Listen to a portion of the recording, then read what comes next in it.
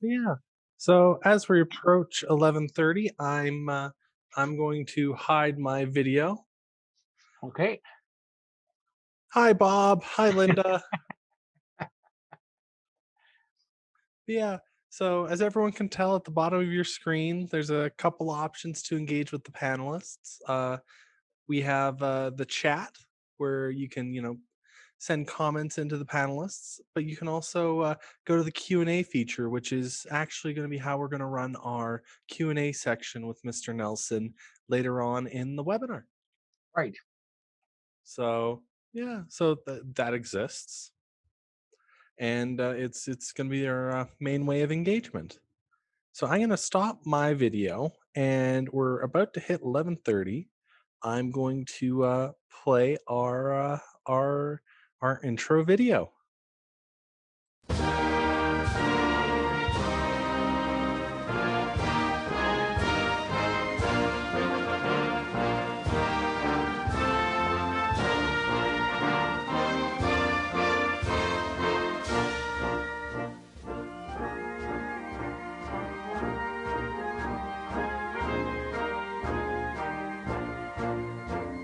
Of Calgary.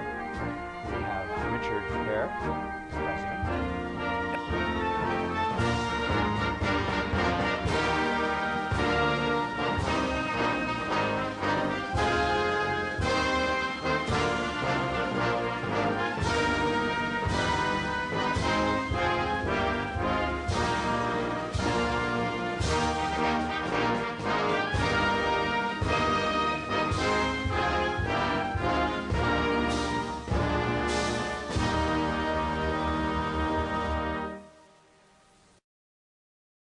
So, hello everyone. My name is Vincent St. Pierre. I'm the membership chair for the Canadian Club of Calgary, and we are, this is our second speaker of the speaker season for 2020 to 2021. I am the technical lead for today's event, so I am managing this thing called Zoom. This is our second time using Zoom for one of our events. The first one was with Dr. Morton last month, and today we have Mr. Ruben Nelson. So we're working through this. Please be patient with us as we wrestle with the various technical bits. But we have a couple things I want to highlight on Zoom for you. At the bottom of the screen, there's the Q&A button, which should be right about here. And then there's a chat button right here. The chat button, you can put your questions in, but the preference is to pop it into the Q&A. You can ask your questions anonymously. You can there's a feature on there where you're actually able to vote up and down questions should you desire, but our game plan is to try to get everyone's questions answered. So those are some of the tools and that's available through this platform. So as we go through our agenda, we also have an additional element that we would like to play. So I'd like to introduce you to Deborah Mabude. She's one of our newer board members that's currently helping us with our work in the club. The Canadian Club of Calgary would like to take this opportunity to acknowledge the traditional territories of the people of the Treaty 7 region in southern Alberta, which includes the Blackfoot Confederacy, the Tsuut'ina First Nation, and the Stoney Nakoda. The City of Calgary is also home to the Métis Nation of Alberta Region 3. As we look towards a discussion on the struggle of our future in Canada, we cannot forget Canada's past. We must remember that with any attempt to move forward, we must consider Indigenous rights, we must consider the first people of this land, and we must consider the nation-to-nation relationship that we look to forge as a country moving forward. That's Deborah with her land acknowledgement. Next, we have our next person who's going to be speaking with us. It's Sally Lewis. She's part of our speakers committee. She's been one of the folks that have been helping making sure all the events run on time, and that really makes our club special and bringing in these great and incredible speakers. As you can tell by her screen there, she's also a fan of bridge. So, Sally.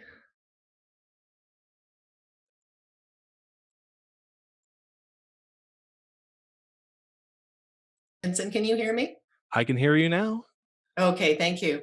I didn't realize my bridge hand was up there. I should probably put a picture, but regardless, thank you, Vincent.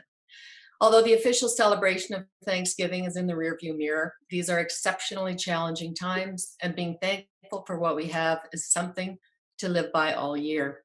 As we express our gratitude, we must never forget that the highest appreciation is not to utter words, but to live by them. Be kind, for everyone you meet is fighting a battle. Laugh when you can, apologize when you should, and let go of what you cannot change. Be soft. Do not let the world make you hard. Enjoy the little things in life, for one day you'll look back and realize they were the big things. Thank you all for joining us today, and I hope you'll enjoy our speaker. Back to you, Vincent. Thank you, Sally. So now let's bring in our introducer for Mr. Nelson. We have Marge Eaton. So give me 1 second. I'm going to...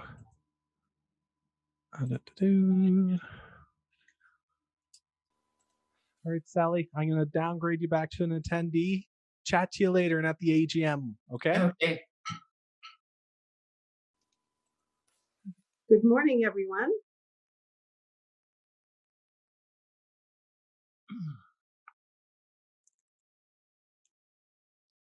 We can hear you perfectly, Marge. Okay, good. Good morning, everyone. My name is Margaret Eaton, and I'm Citizenship and Heritage Community Chair on the board of the Canadian Club of Calgary. It is my pleasure to introduce our guest speaker today. Ruben Nelson is one of Canada's pioneers of serious futures research. Since 1960, he has had an active interest in our future. Today, he is one of Canada's few professional futurists. A Calgarian born and raised, Ruben has spent his life exploring the many ways we and our world are changing. He now believes that if we are to sustain success in the unique conditions of the 21st century, we must develop new mental maps of where we are in history, that the tacit understandings we hold of our world and our culture can no longer lead us to the future we desire.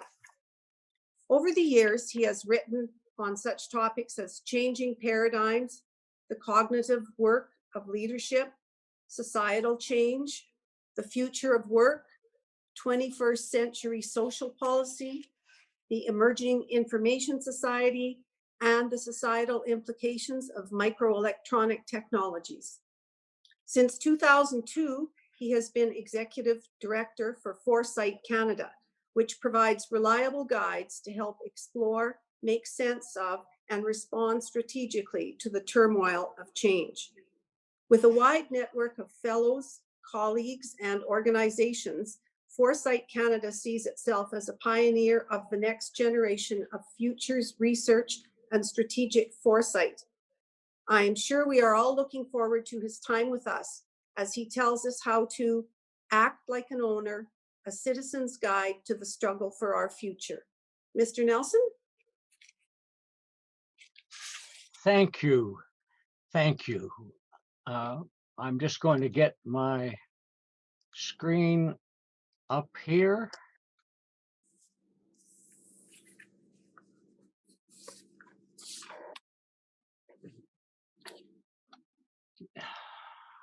No. So if you will mute your screen, Margaret.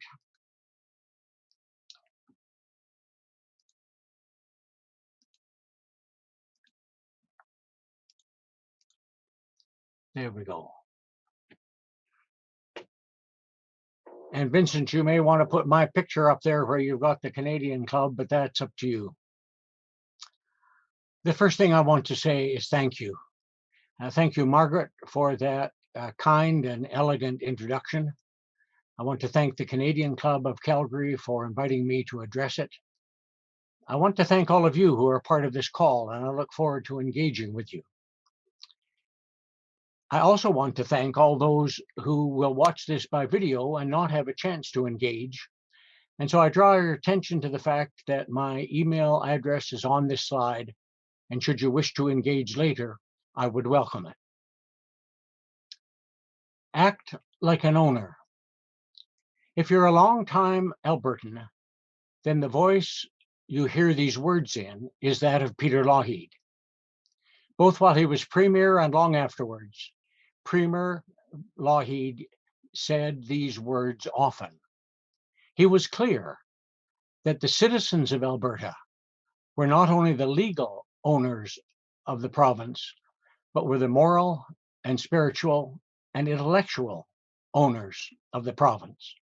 And that owners, we needed to own up. He characterized us and talked to us often as citizens, which sadly no premier has done since. Other premiers have turned us into shareholders or taxpayers. But Peter Lougheed was clear that we were full citizen owners and we should act like that. And now that we're into an intensifying struggle for our future, that's what we need to do. We're into that struggle because of these folks, and they of course have the right to hold the views that they do and to promote them.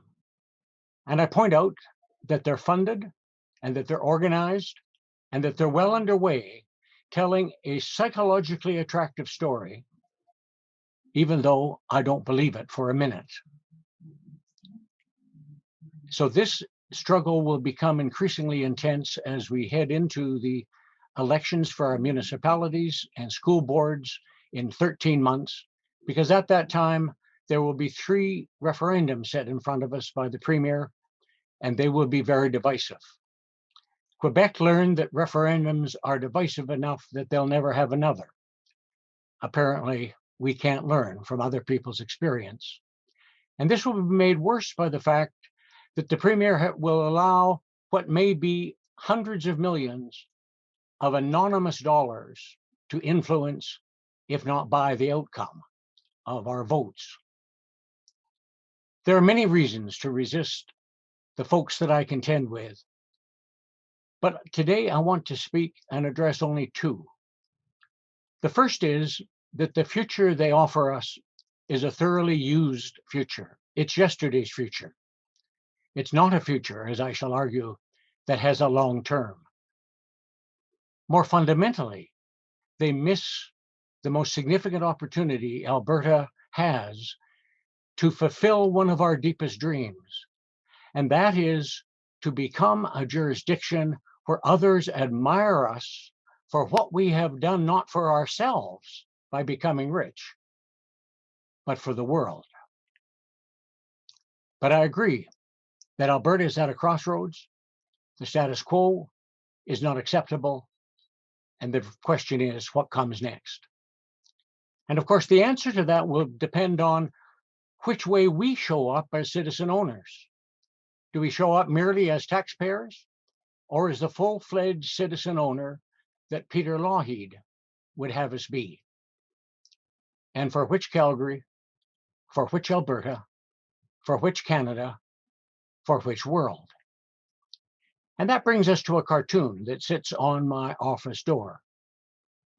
Things put in perspective while you wait. Now, we all know that our perspectives may not reflect reality, but as it says under the cartoon, our perspective on the world determines how we behave in the world. And therefore, our perspectives fundamentally matter. And any of us who have gone through a fundamental change of perspective know that new perspectives offer new futures. And therefore, today I will try to offer you a perspective on where we are in history and what Albertans could make of themselves and this province if we put our mind to it. It's in sharp contrast to those that I mentioned earlier. So the first thing we have to understand is, what is the settler game that we've been playing here in Alberta? That before the mid-18th century, the only people here in Alberta were our Indigenous cousins. And some of us began to arrive without so much as a by your leave or an invitation. We just moved in and settled. But you realize that by the time you reach the 1750s, that the modern world, the world that we're now part of, is well underway in Europe. The steam engine's been invented. Books have been around for 400 years. The Reformation is 250 years behind us. the Royal Society, science has been around for 100 years. And so the only game that we who are settlers, whether we came from Europe or now from all over the world, is to become better players among the most exquisite players in the world of our modern techno-industrial game. And we've done it. That not only are we the richest province in Alberta, we are recognized in Canada and around the world as one of the most desirable places to live. We have played the modern techno-industrial game better than most. So here we are 20 years into the 21st century, and we are still committed to playing an even better version of the late 20th century modern techno-industrial game. If you look at the strategic plans, whether it is of major corporations or Calgary Economic Development or the University of Calgary, or even most churches, their intention is to be a better version of what they already are. Now, in order for that to be reasonable, it means that just as modernity has owned the 18th and 19th and 20th centuries, it's assumed that modernity will own the 21st and the 22nd century. But if you know my work at all, I have spent my life asking myself and others, does an even better version of the 20th century modern techno-industrial game serve us well in the 21st century when a new game comes to define the 21st century? One of the things you find is that if you're committed to playing things as they have been, then you may be among the last to understand that a new game is emerging among you.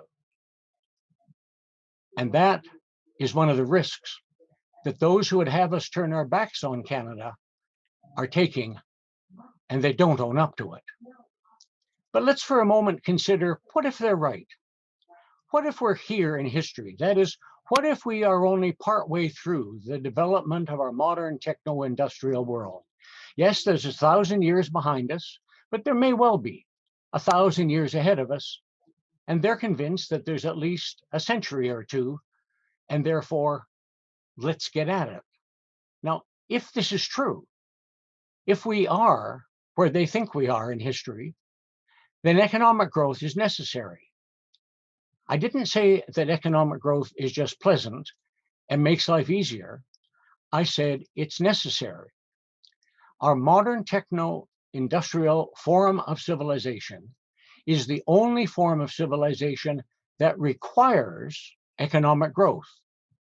Without economic growth, modern societies collapse. Now, that's not true of feudal pre-modern societies or of indigenous societies. Both have demonstrated they can get along not only for centuries, but for millennia without economic growth.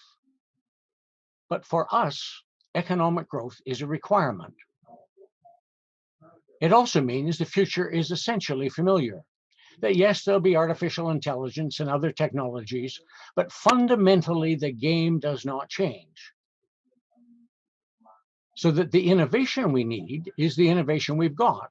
In Alberta, we've spent over $1 billion building what we euphemistically call an innovation system.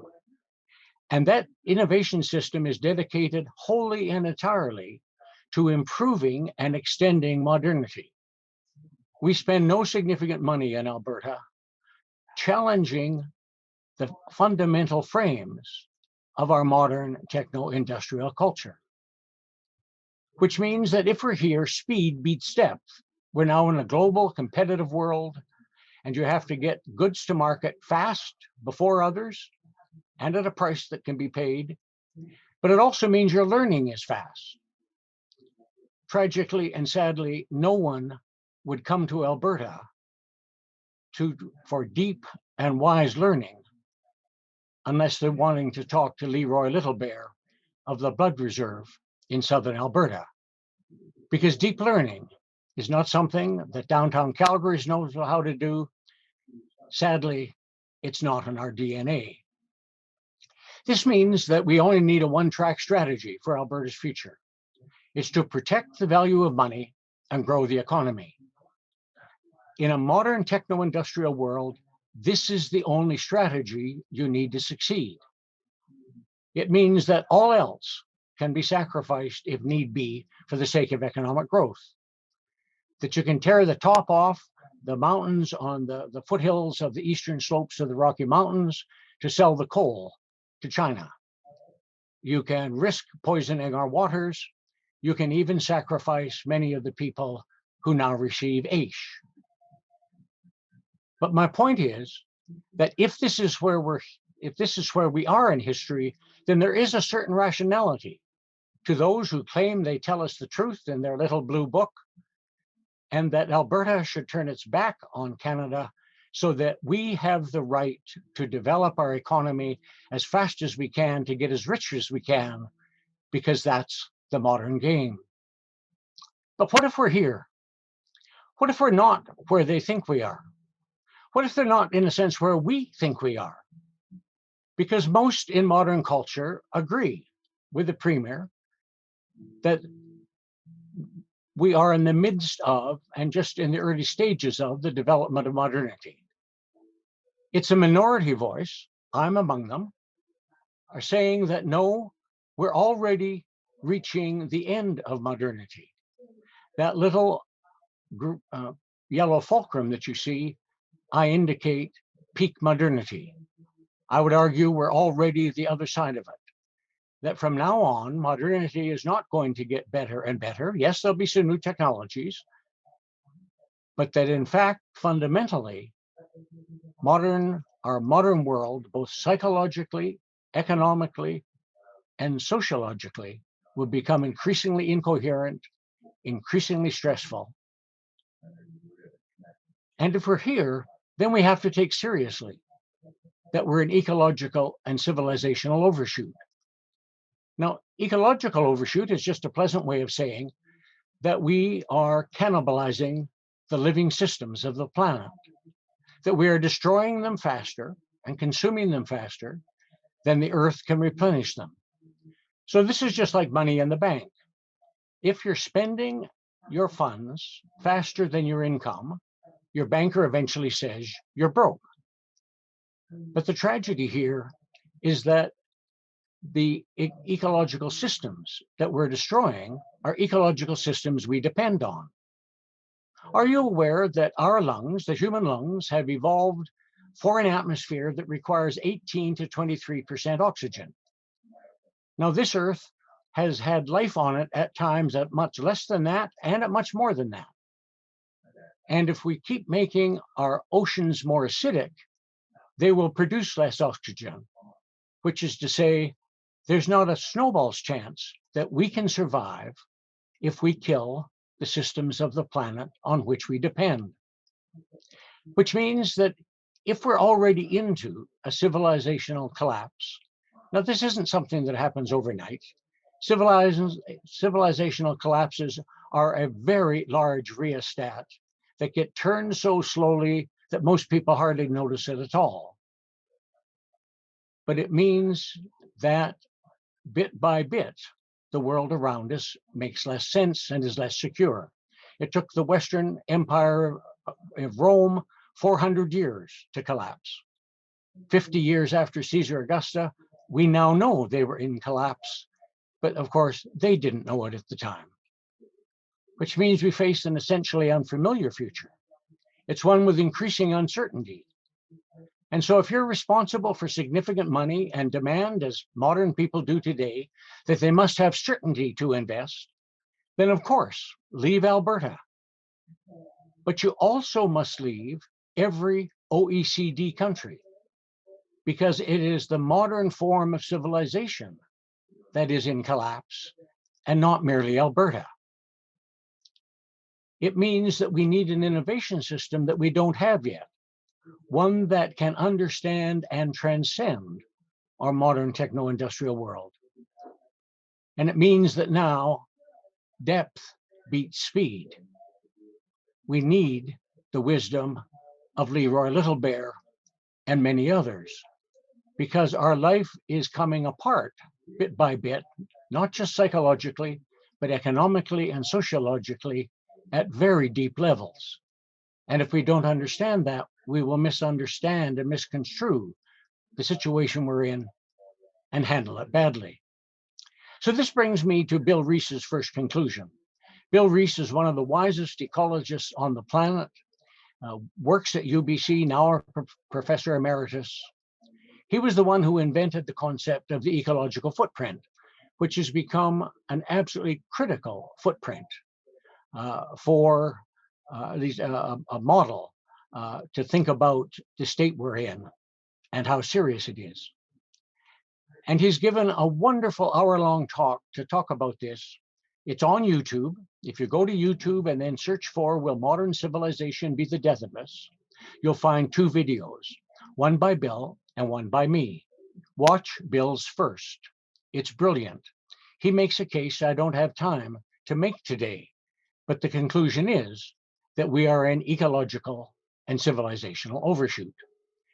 But I want to offer just 3 bits of evidence that Bill and I and an increasing number of scholars are not just talking through our hats.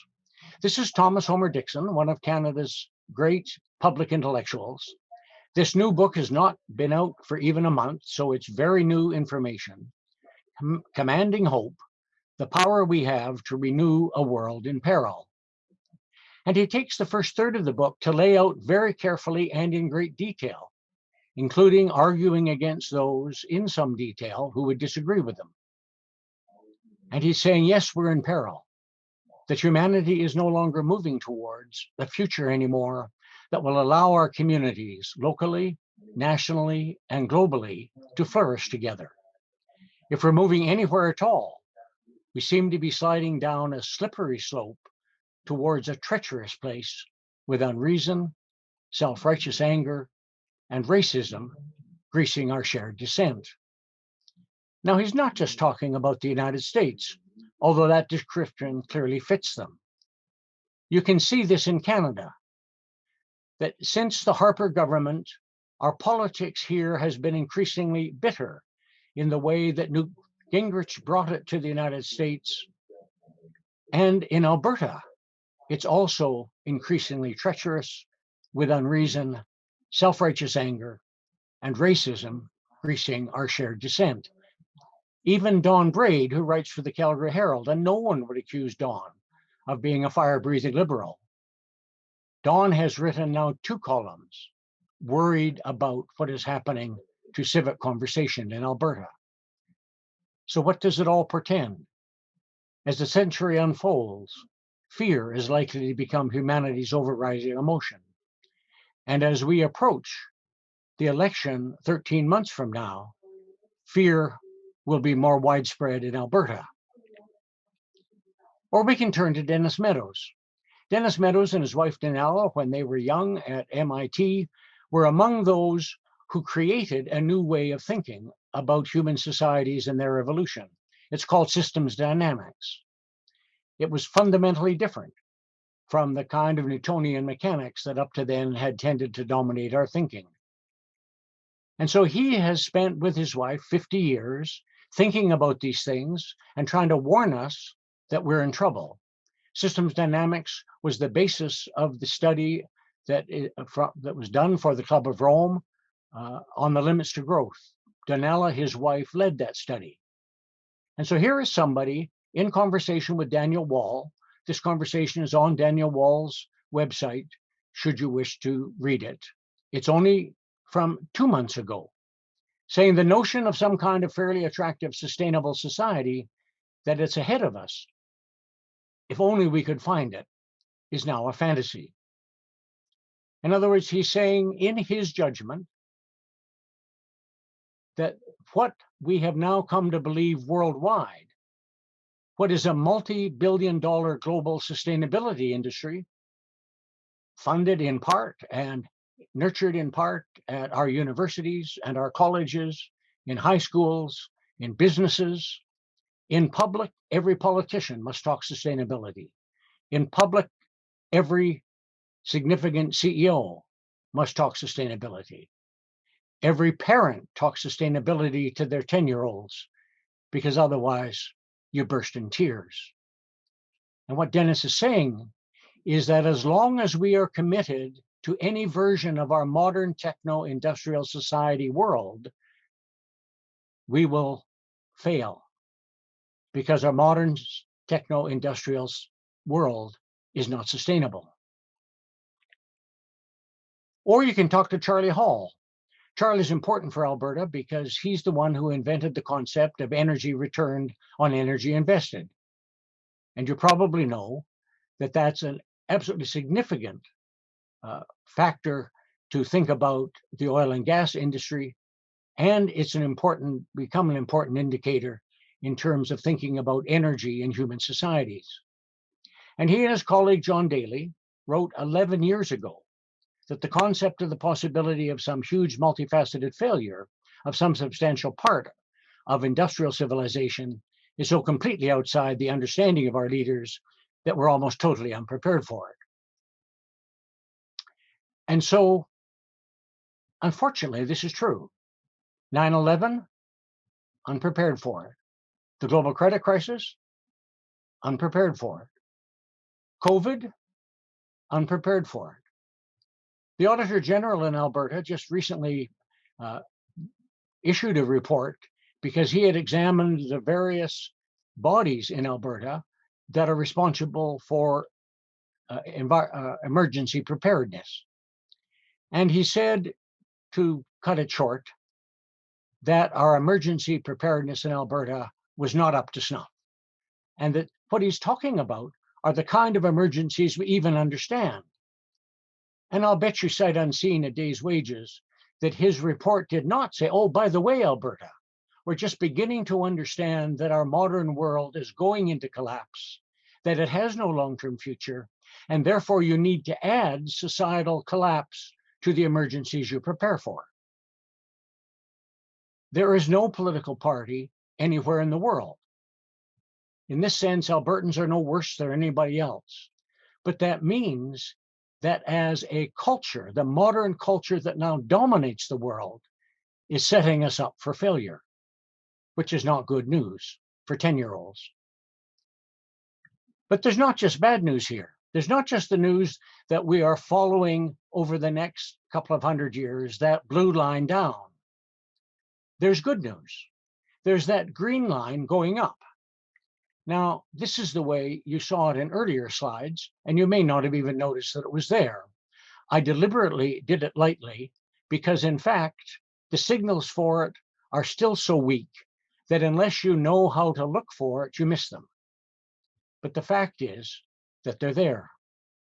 And if that's the case, then what we need are bridging strategies to the emergence of the next form of human civilization. And you'll see that in the early years, that yellow line and some of the things on that blue line overlap. And that's good news.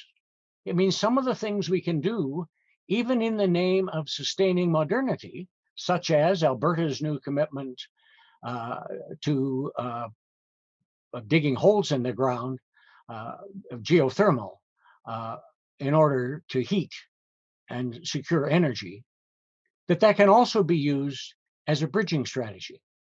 So it's not as if we have to change everything all at once, but it does mean that now we need a two-track strategy for Alberta's future. And the people with whom I contend are people who do not have a two-track strategy. Sadly, there is no political party in Canada or the world that has a two-track strategy for the future of modernity. The first thing we have to do is openly and honestly commit to managing civilizational and cultural decline and degrowth. That if we're into irrevocable decline, integrity requires that we face up to that, even if it's bad news for us and our 10-year-olds. But if we don't own up to it, we cannot tell them the good news that we're also nurturing a personal to civilizational transformation and creating strategies which will ensure that they have a future. And there's no political party that says that, which means there's no good news for the young people who are committed to the Extinction Rebellion, there's no good news for honest parents who are worried about their 10-year-olds or grandparents who are worried about their grandchildren. So this brings us to Bill Rees's second conclusion, that we must transcend techno-modernism, not extend and improve it, but transcend it, which means build on it, but ultimately leave it behind, and catalyze a personal to civilizational change, transition, and transformation to a way of being on Earth in which human beings live spiritually satisfying lives more equitably within the means of nature. Now, I absolutely agree that most people on the planet would say, I will vote for humans that live spiritually satisfying lives more equitably within the means of nature. It's just that those who lead us do not yet understand that as long as they are committed to leading us on the modern techno-industrial path to the future, they're leading us to death, not life. And so let me offer you through 3 clues that this too may actually have some substance to it. We're going to turn to the history of science. Here is Juan Mayho, a historian of science in Britain, and 31 years ago, she wrote what is up here on the slide. That means that if you read this 31 years ago and understood it as I did, because this is my work, then I've had 31 years to test whether what she said is simply nonsense or whether she was onto something that is gaining increasing strength. She said that a phase transition is going on in the nature of science itself. Now, a phase transition is when something in one form changes to a fundamentally different form. So if a gas precipitates out to a liquid, that's a phase transition. If Butch Nelson, through a 40-minute Anglican ceremony, moves from legally a single man to a married man, that's a phase transition, at least legally.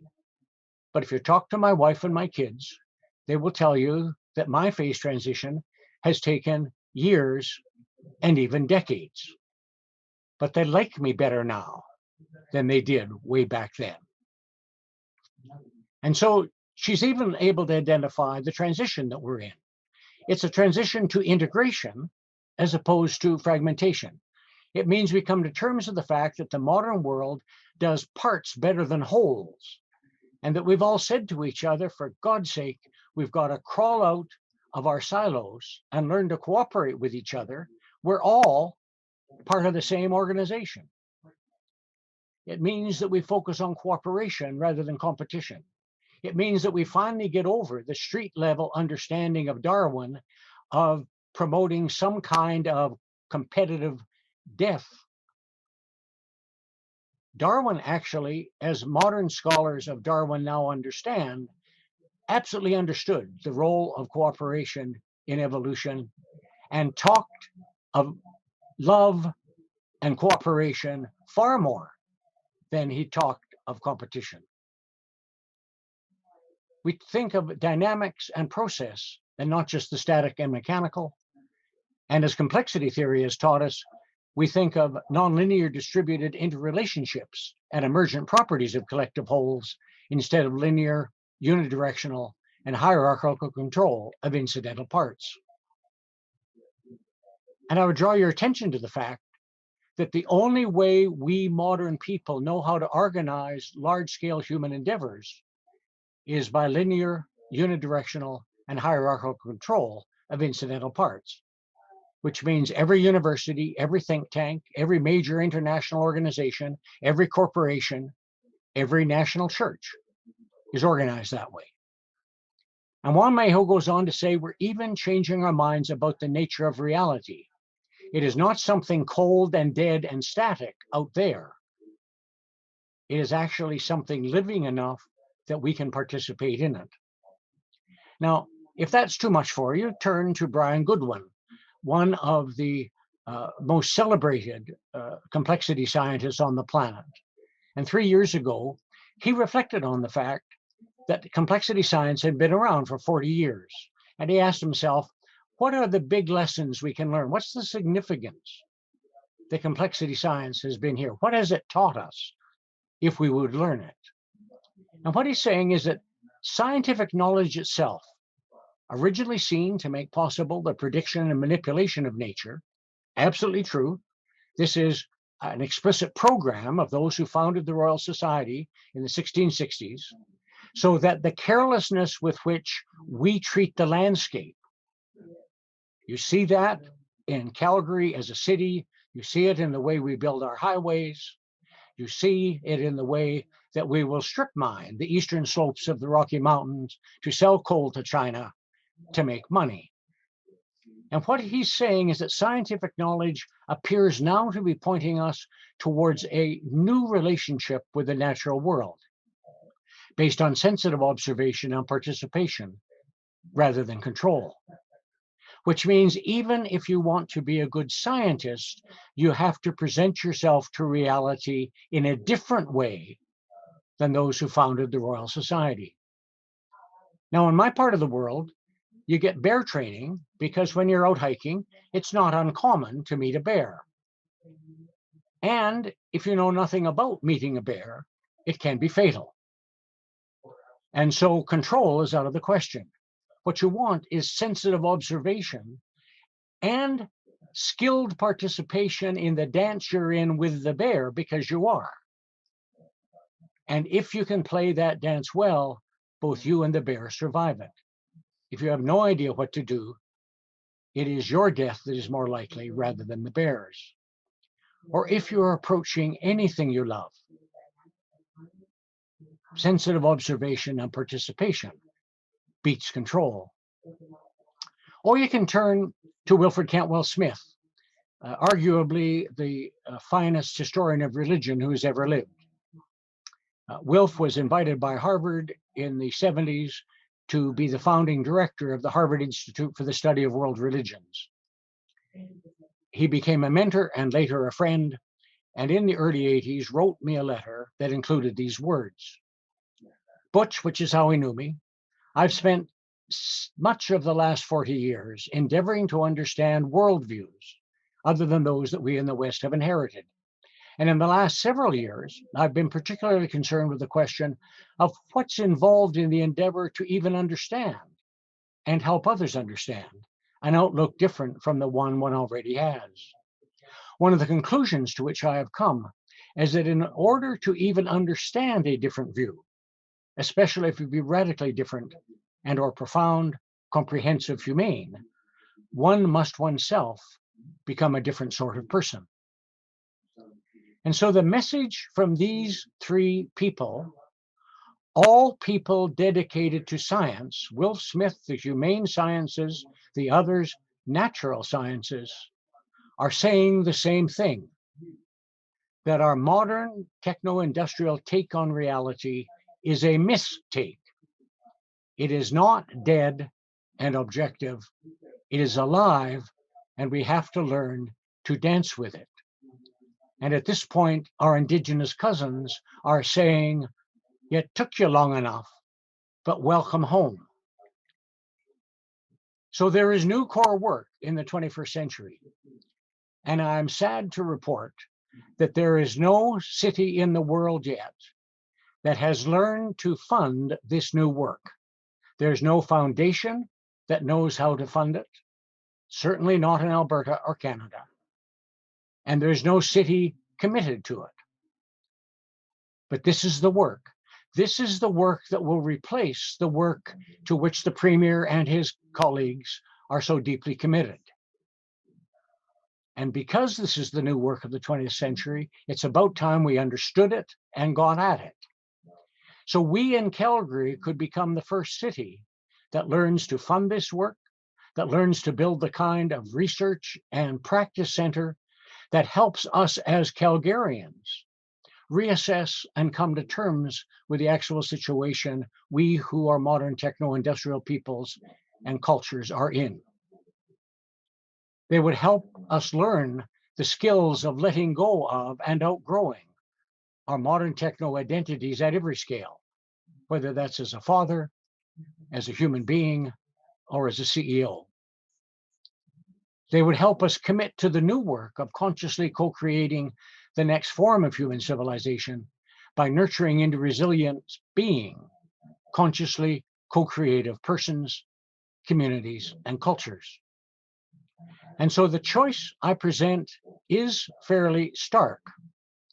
We can do as the Premier and his gang would encourage us to do.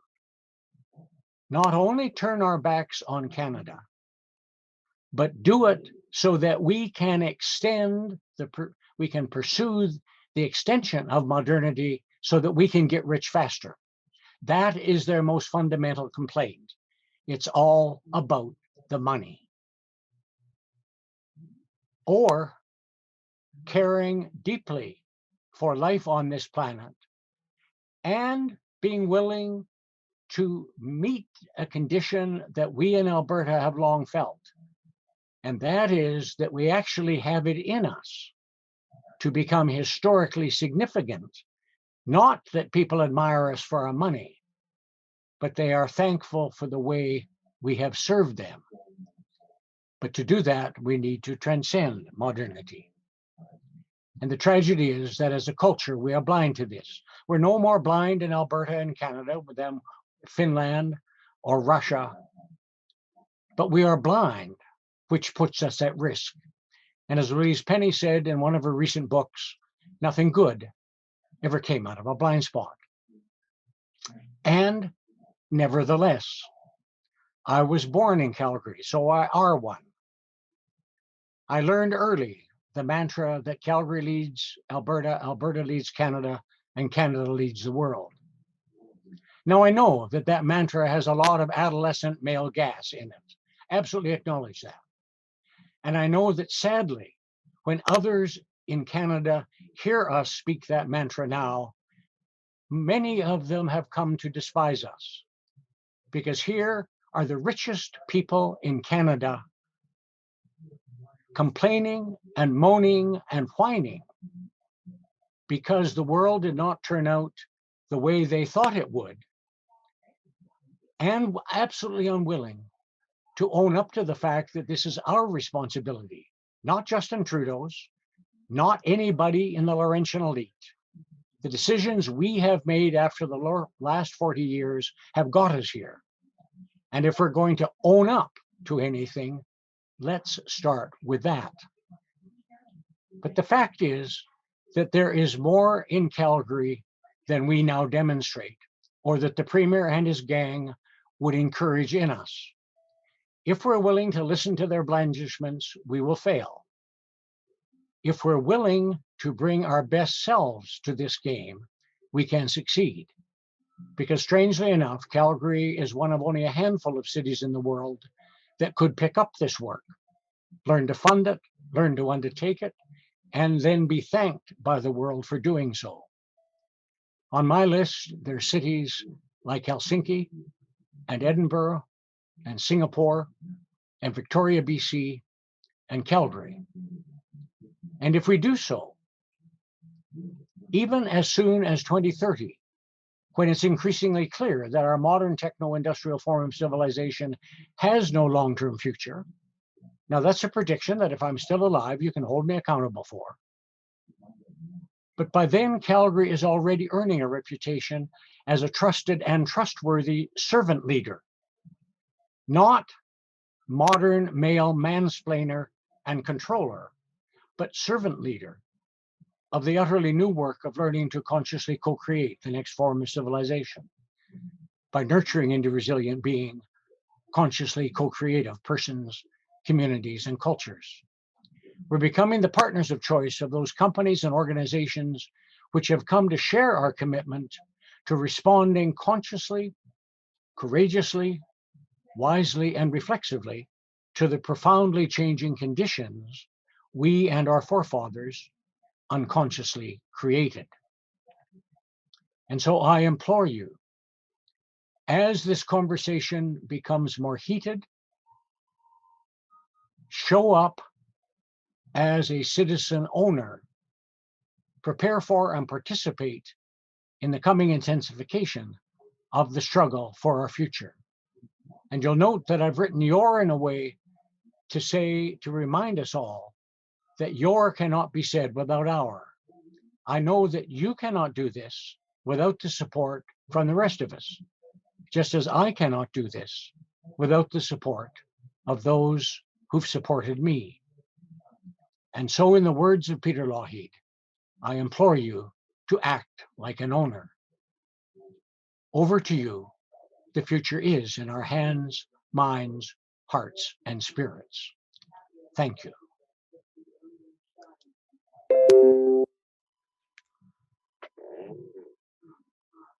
Ruben, that was an excellent presentation, and I've this is the first time that I've actually had the pleasure of hearing you speak. But in the preparation of all of our communication materials, it's been one of those, everything you typically say, everything that you've bring to attention, causes people to think, to reflect, and cause a little maybe momentum for change. So I want to thank you today for not only coming to the Canadian Club, speaking to our members, but also engaging with the folks, here in the upcoming Q&A.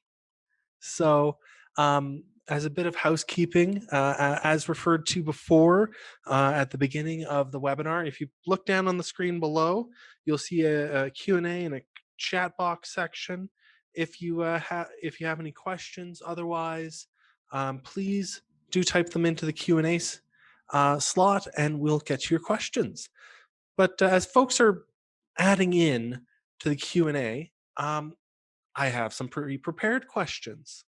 So, Ruben, one element that is interwoven throughout your presentation is that there has to be a decision to bridge out of the modern techno industrial framework. There has to be a bridge. But even before that, you have to make a decision to actually make either the jump or the change in the community, the society, or the government policy to actually do that. One of the struggles is that there are comfortable players in that discussion. They're content within the reality of the MTI game.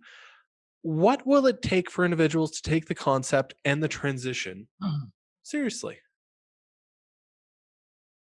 Well, the standard answer to that in the social sciences is that change only occurs when the pain of maintaining the status quo, that would be maintaining, trying to keep our modern life together, when the pain of that is greater than the pain of changing. And there's lots of research that maps onto this. Now, I'm not quite in that space. I'm absolutely aware that when any of us in our personal lives or as a company or as an organization get to that place, that change does happen. Because in that space, you either become so despairing that in some form or other you die or you change.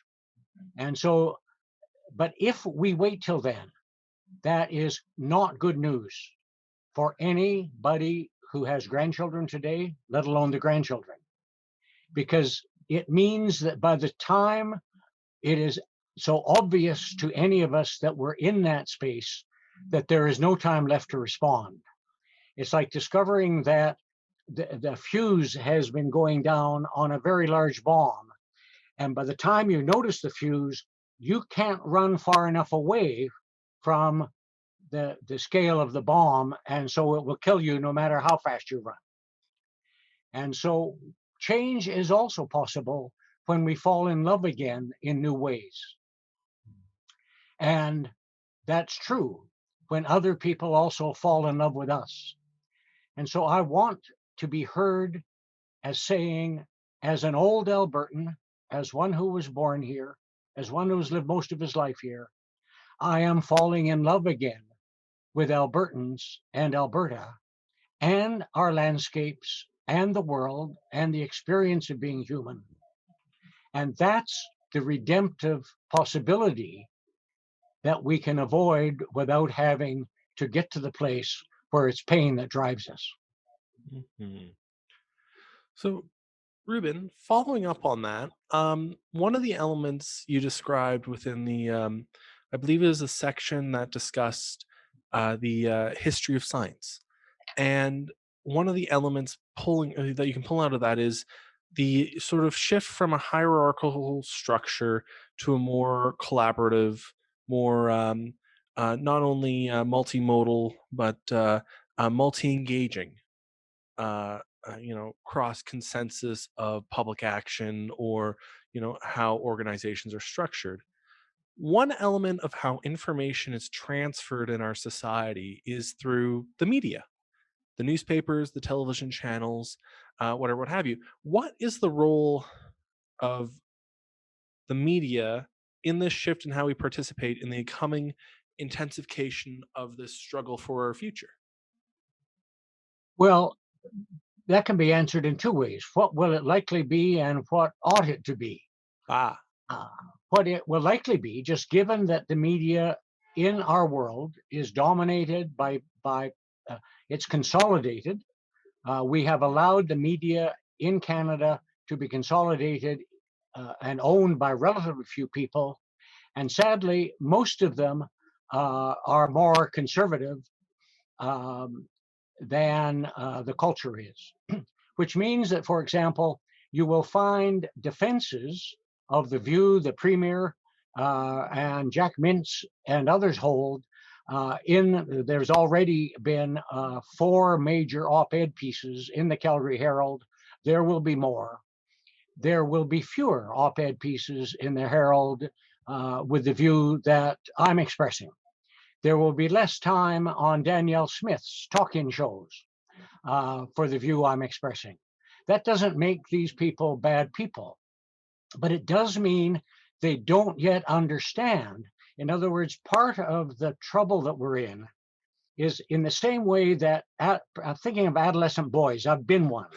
So I know the danger of adolescent boys who think they're indestructible, playing with things in which there is genuine risk. Most of the time we get away with it. Sometimes there's tragedy. Most of these people genuinely do not understand the history of human history with the depth that I do. Therefore, they think it is safe to play a political game to advocate for right-wing causes, and then we've won without understanding what the cost will be. So what will it be? I predict. Now, I would love them to change. The CBC, God bless it, will be more even-handed. But if they were serious, they would be doing background pieces, looking into the history as well. They would be engaging Leroy Littlebear to ask him for his views. So there's a host of things that could be done, of which I needn't play any part at all. so I'm going to turn to a question from Dr. Bob Aska from the University of Alberta. I believe he's with the Parkland Institute. The question is the notion of transcendence. What is the future of everyday life, the nature of work, travel, and consumption? And the short answer, Bob, is not, it's an answer driven by complexity theory. That if complexity theory is to be trusted, what it says is when transitions happen, emergence is real. And so asking that question as if you can answer it now reflects an understanding of the world that does not yet understand complexity. So think of I've mentioned earlier, I got married. It would be extraordinary if somebody had have said, Ruben, you've just been married. Tell me what that will be like. What does this mean for your everyday life? Not just tomorrow, because you're going on your honeymoon, but 20 years from now. And the honest answer is, I haven't got a clue. If any married couple is asked, where will you be where will you be, how will you be living your life 20 years from now? The honest answer is, haven't got a clue. The one thing that we're committed to is that we'll be together, but we don't know what we will have been through. We don't know what tragedies or joys there will have been. This is an emergent experience we have to live into. That's why I call it the Alberta adventure. The Alberta advantage is over. That's an advantage we had in the modern game. The Alberta adventure is an actual living adventure. So now we're into story. And the question is, depending how we live in that story, it will either be tragedy or comedy. But I cannot answer your question because we don't even know whether we'll still distinguish between work and play. That most of the language that we use is modern language. For example, the separation of church and state. Religion in a modern way and the state in a modern way are both modern concepts. If we transcend modernity, we may end up talking about things spiritual and sacred in the whole of life and not make the church-state distinction at all. In other words, there's incredible both work to do, but also opportunities to not be bound by yesterday's habits. But it also means that we have to give up the kind of certainty that unless you have a good answer to a modern question, then it won't work. And that's part of the hard part. But that's the way life is. So, Ruben, moving on to the next member question, we have Bart, and he's asking about techno optimism. There are many among us who believe new technologies can indefinitely push back the impacts of climate change and other manifestation of ecological collapse. How do you respond to the techno optimists? Well, the short answer is there is research that you and I disagree on that simply says you're wrong. You see, at this level of generality, you see, the interesting thing is that the level of generality we're talking about is a level of generality in which you can find data for any point of view. So, of course, there's research out there. There will be, the premier of the province has just committed $2 million to have one of the big consulting firms do research on should Alberta have a police force. Well, the fact is, there's enough data out there that you can answer that question any way the premier wants it. And up to now, every panel he has appointed has given the premier the answer he wants. I will be stunned if he does not get the answer he wants. Will it be an honest look at all the data? Of course not. So the short answer is, I disagree with you. Now, for what kinds of reasons? Well, there's a lot of research out there, if you actually want to look at it, that one of the things that is presupposed is that much of the focus is on the talk of energy, as if the big question we face is energy. And it is a big question, I don't deny that. But if Bill Rees is right, the big question is overshoot, is ecological overshoot, and even civilizational overshoot. And ecological overshoot says we're consuming the planet faster than we can survive the experience. And the new technologies that people are talking about are by and large like cheap and free energy, technologies that will simply let us consume faster. And one of the reasons we will do that is we have done that in every instance up to now. It's called Jevons paradox. That every time we have become more efficient and therefore freed up more money and energy to do something with it, we have consumed that money and energy rather than saved it.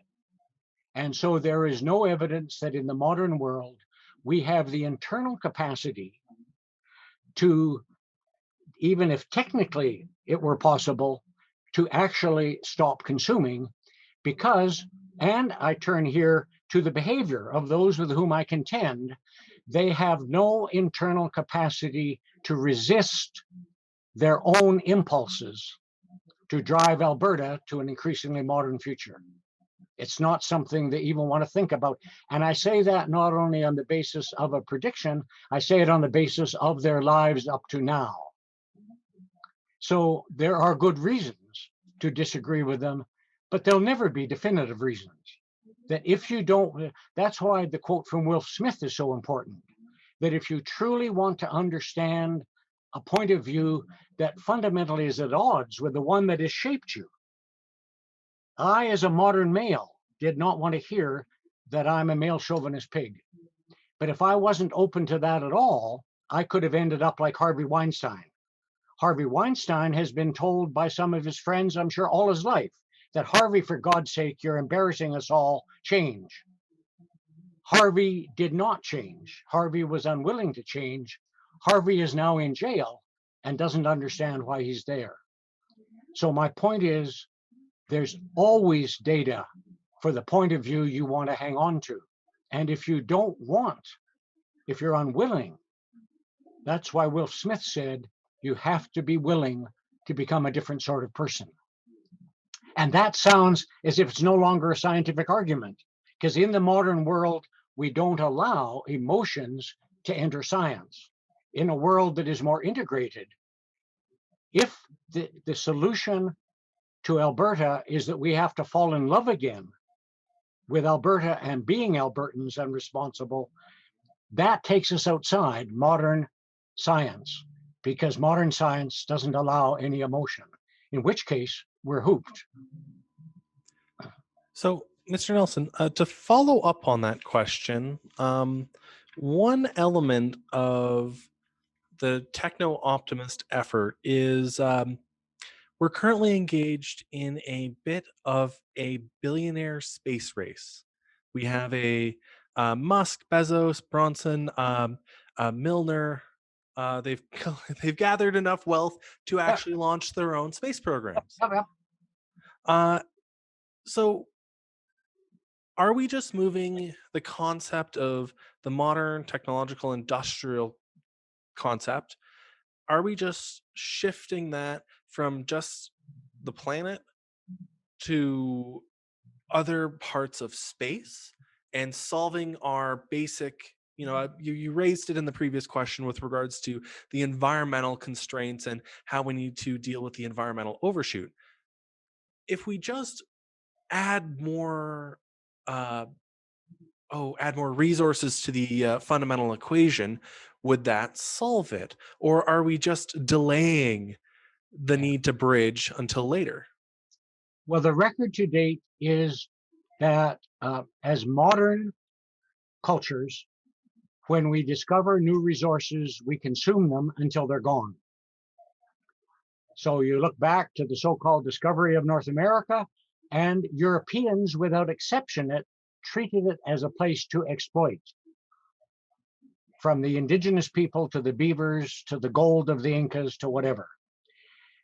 That's the fundamental story behind the development of a platform called a platform economy with Amazon and the web that we're using now.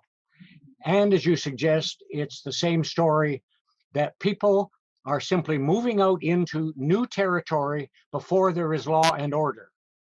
There was no laws about this new land in North America in the 15th century, so we just plundered it.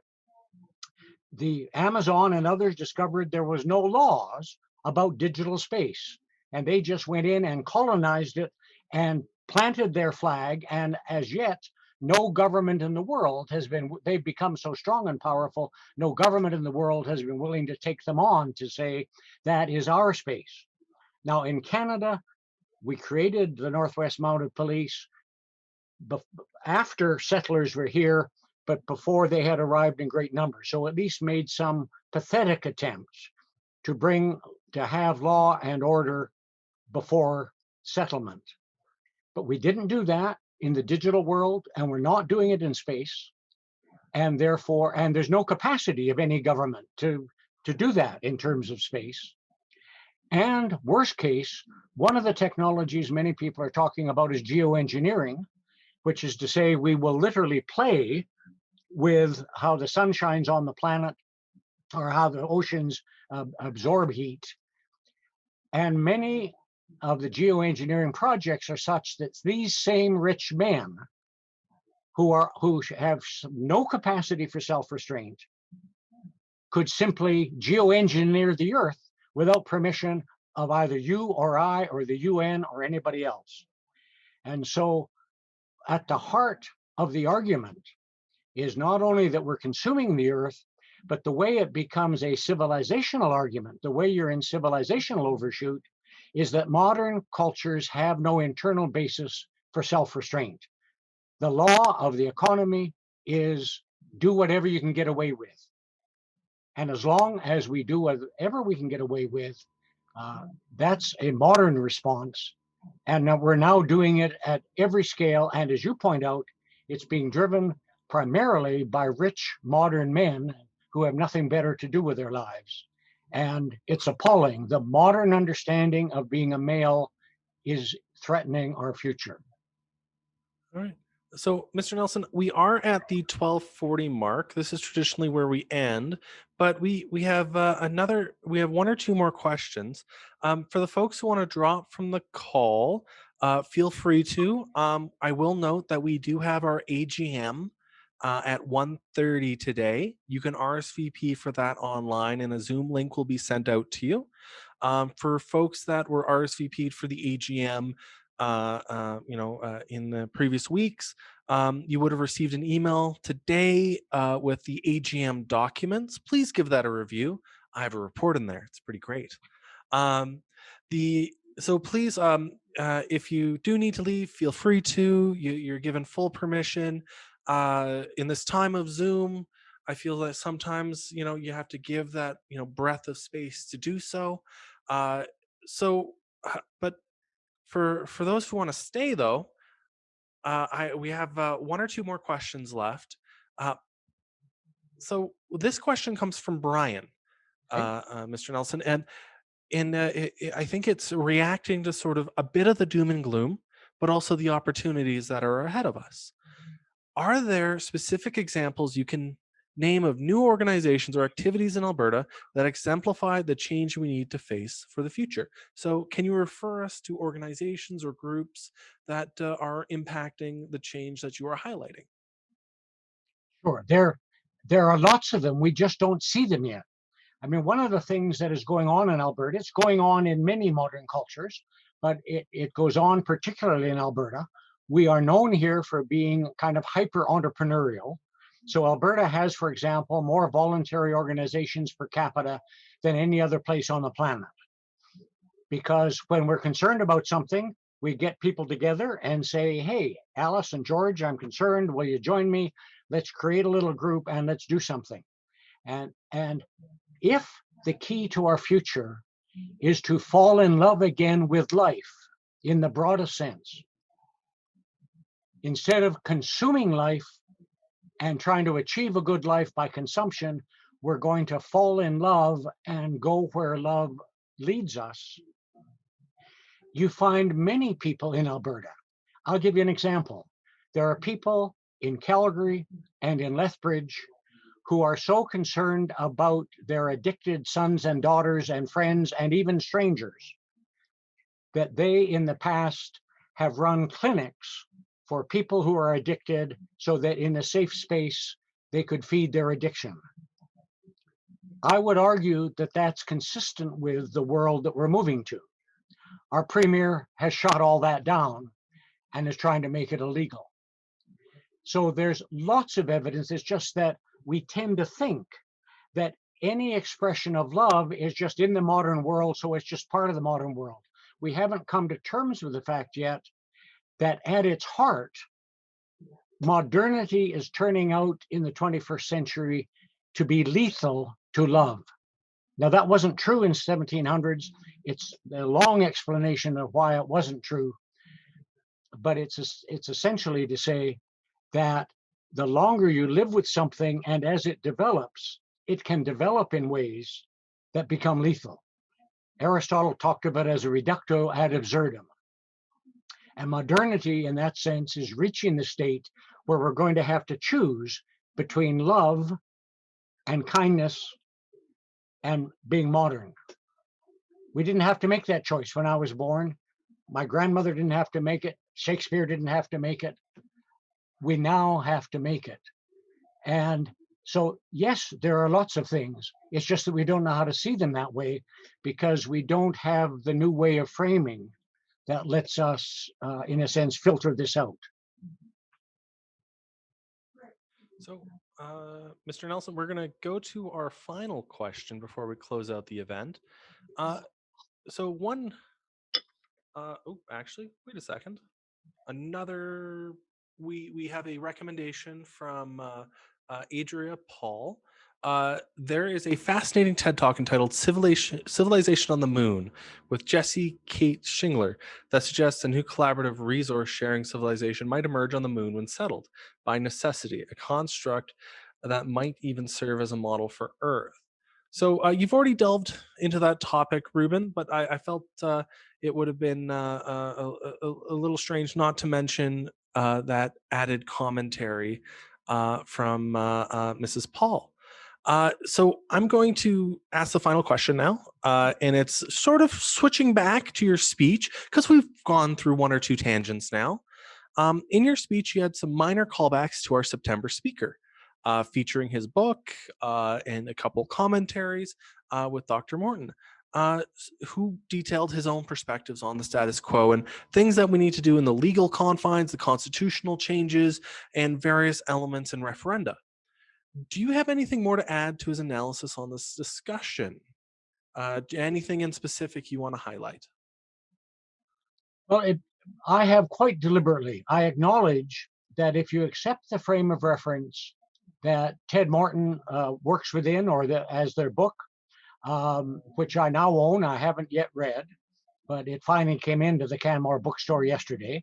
But on the cover, the presumption is, in other words, the way they frame Alberta's future is they accept without question, therefore without evidence, the argument that Alberta has been treated unfairly from the beginning.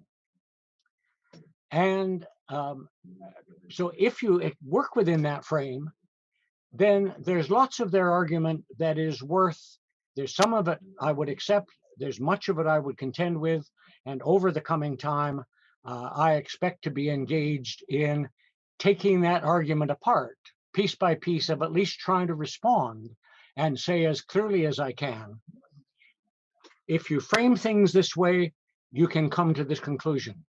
But what I've tried to do today is say this is an inadequate frame, and it's the frame that I reject.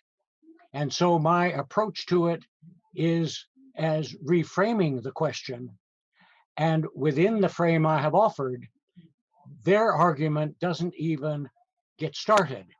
It's like saying at a time when it looks like there may be a forest fire that is close enough that if the wind blows, it could be at your place in a couple of weeks.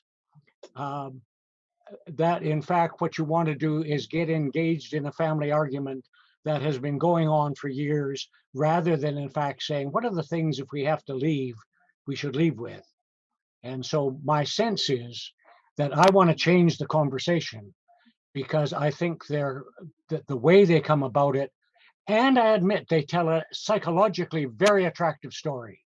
It is the story of every struggle for freedom against injustice. And what they're arguing for is Alberta has been treated unjustly and therefore should seek freedom. And that's one that our heart normally goes to. If somebody comes to us and says they've been abused, our psyche is with the person who's been abused, not with the abuser.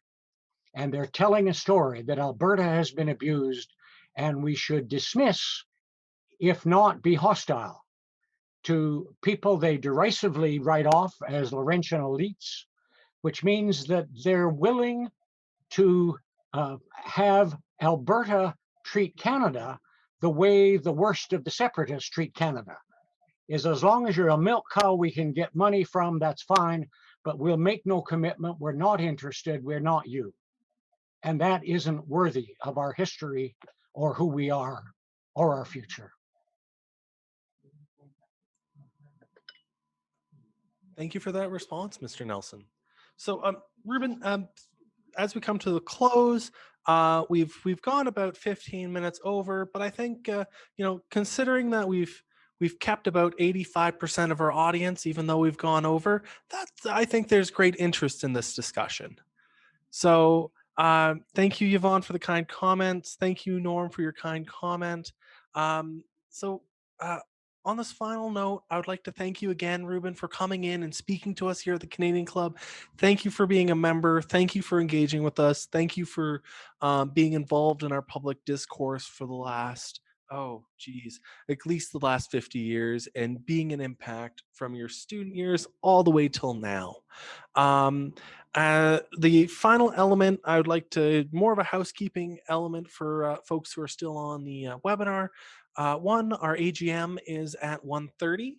So if you RSVP on the link off the website, you can actually access a Zoom link, which will be sent to you once you RSVP, and it'll invite you to the Zoom conversation at 1:30.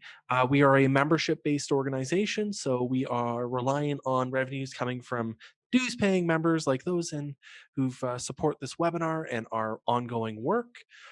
So please consider becoming a member and supporting our work. Next, please do follow us on social media. We are on LinkedIn, Twitter, Facebook, Instagram, and one or two other platforms I can't remember. So please do follow us online. Be engaged. At one point later this evening, a survey will be sent out to you. One, to get your feedback on the technical aspects of our online webinar, where we can actually, not only hear from you about how the technical aspects went, but also feedback on speaker and content. So thank you so much for joining us today at the Canadian Club of Calgary, being a catalyst for conversations about being Canadian in the city. So again, Ruben, thank you so much for joining us. Thank you everyone who's been on the chat and engaging with us here on Zoom.